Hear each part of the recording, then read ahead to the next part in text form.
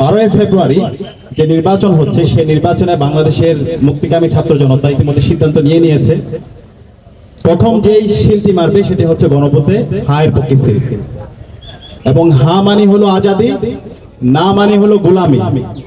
বাংলাদেশে গত 54 বছরে আমরা যে গোলামির মধ্যে দিয়ে গিয়েছি এবং গত 16 বছরে যে ফেসিবাদী কাঠামোর মধ্যে দিয়ে গিয়েছি, সেই ফেসিবাদী কাঠামো আমরা আর দেখতে চাই না।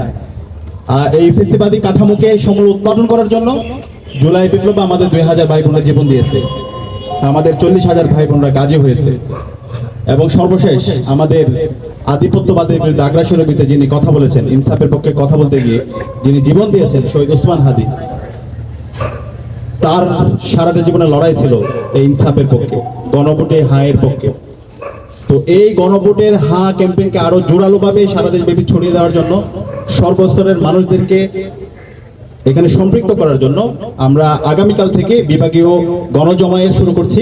আগামীকাল সিলেটের বন্দরবাজার ফুড পয়েন্টে আমাদের গণজমায়েত অনুষ্ঠিত হবে দুপুর 2টায়। আমরা এই গণজমায়েতে সকল ফেসিবাদ বিরোধী রাজনৈতিক দলগুলোকে দাওয়াত দিয়েছি, এবং ওইখানকার যত সামাজিক এবং স্বেচ্ছাসেবী সংগঠন আছে তাদেরকে দাওয়াত দিয়েছি, মসজিদের ইমামদেরকে দাওয়াত দিয়েছি, মন্দিরের পুরোহিত যারা আছে তাদেরকে দাওয়াত দেওয়া হয়েছে, প্রেস ক্লাবের সভাপতিকে দাওয়াত দিয়েছি, শিল্পকলা একাডেমি, ক্রীড়া সংস্থা, শ্রমিক সমাজের যারা প্রতিনিধি আছে তাদেরকে দাওয়াত দেওয়া হয়েছে, শিক্ষক, ডাক্তার সহ বিভিন্ন পেশাজীবীর শ্রেণীর প্রতিনিধি যারা আছে তাদেরকে দাওয়াত দেওয়া হয়েছে। তো আমরা পুরো দেশ জুড়েই ডাকসু, জাকসু, রাকসু, চাকসু এবং যোগসু, এই 5 ছাত্র সংগঠনের যারা প্রতিনিধিরা আছে এবং সর্বস্তরের শিক্ষার্থীরা আমরা সারা দেশব্যাপী ছড়িয়ে পড়ব, এবং সারা দেশব্যাপী এই গণভোটের হার পক্ষে আমরা ক্যাম্পেইন করব। এই হা মানে বাংলাদেশ, হা মানে ইনসাফ, হা মানে নতুন রাজনৈতিক সংস্কৃতি বিনির্মাণ করা, হা মানে আর কখনো যেন বাংলাদেশ ফেসিবাদ ফিরে না আসে তার জন্য সুন্দর একটি রাজনৈতিক সংস্কৃতি বিনির্মাণ করা, বাংলাদেশের যে স্বাধীন প্রতিষ্ঠানগুলো আছে সেটাকে শক্তিশালী করা। তো সেই দায় থেকে আমরা মনে করি এই জুলাই বিপ্লবের শহীদদের আকাঙ্ক্ষা যদি আমরা পরিপূর্ণভাবে বাস্তবায়ন করতে চাই, জুলাইকে একটি পরিপূর্ণ বিপ্লবে রূপ দিতে চাই, তাহলে এই গণভোটে হাকে বিজয় করতে হবে। তো সেই দায় থেকে আমরা সেই গণ ক্যাম্পেইন শুরু করছি। কিন্তু আমরা খুবই হতাশ হচ্ছি, ইতিমধ্যে আমরা দেখতে পেয়েছি বাংলাদেশ জামাত ইসলামী, এনসিপি সহ 11 দলীয় জোট তাদের অবস্থান পরিষ্কার করেছে। তারা তাদের নির্বাচনী ক্যাম্পেইন যেখানেই করছে সেখানে তারা গণভোটে হায়ের পক্ষে ক্যাম্পেইন করছে।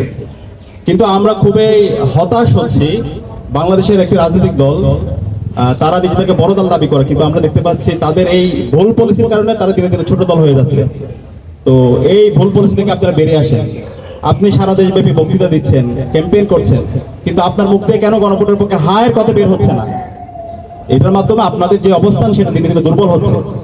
গণভোটে হায়ের পক্ষে যদি অবস্থান নিতে আপনি ভুল করেন, তাহলে 12 ফেব্রুয়ারি যে নির্বাচন হবে সেই নির্বাচনে সারা দেশের ছাত্র জনতা এবং সারা দেশের মুক্তিকামী মানুষরা আপনাদের বিরুদ্ধে অবস্থান নেবে।